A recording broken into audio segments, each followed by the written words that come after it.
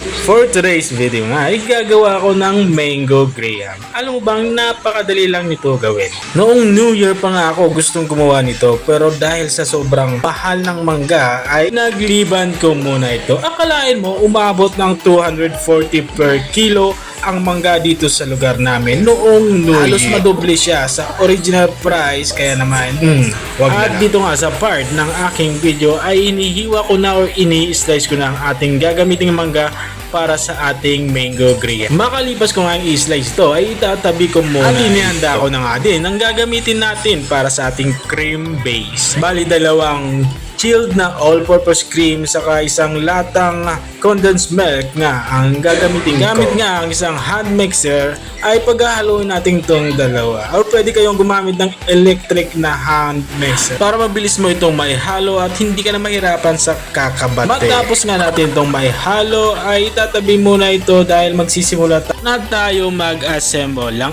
ating mango graham. So kumuha nga ako dito ng malinis na lagayan at pinagtabi-tabi ko na nga ang ating mga gagamiting mga sangka. Naandyan na nga yung ating in-slice na mangga, naandyan na din yung ating graham crackers at gagamit din ako dito ng Alaska Evaporada or kahit anong brand. Dito nga ay ilulubog muna natin yung ating graham crackers bago natin ito i-assemble dito sa ating malinis na lagayan. Ang purpose nga nito ay para mabilis ma-absorb ng ating graham crackers yung ilalagay nating cream base. At uulitin nga natin itong ganitong proseso sa lahat ng ilalagay nating mga graham crackers. At kapag natapos na nating ma-assemble yung ating first layer ay lalagyan na natin ng ating ginawang cream base. Itong ang cream base na ito ay dalawang all-purpose cream saka isang latang condensed milk. Matapos nga natin takpan ng cream base yung ating first layer ng graham crackers ay lalagyan din natin ito ng ating in-slice na mangga katulad ng ginagawa ko. At uulit-ulitin nga natin yung ganyang proseso hanggang sa mapuno natin itong ating lagayan. Gumamit nga ako dito oval shape na lagayan pero pwede kayong gumamit ng rectangle na lagayan o hugis parisukat sa Tagalog. Mas maganda nga itong gamitin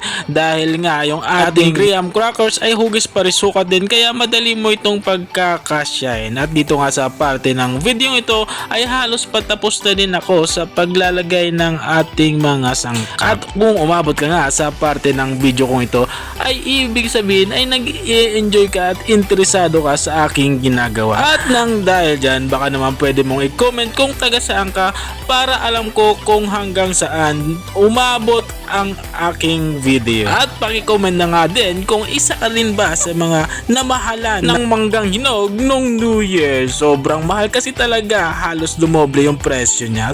Biruin mo 240 nga dito sa amin. At balik nga tayo dito sa aking ginagawang mango graham. Dito sa part na to ay naglalagay na ako ng toppings. Bali yung toppings nga niyan ay dinurog lang din naman na graham crackers.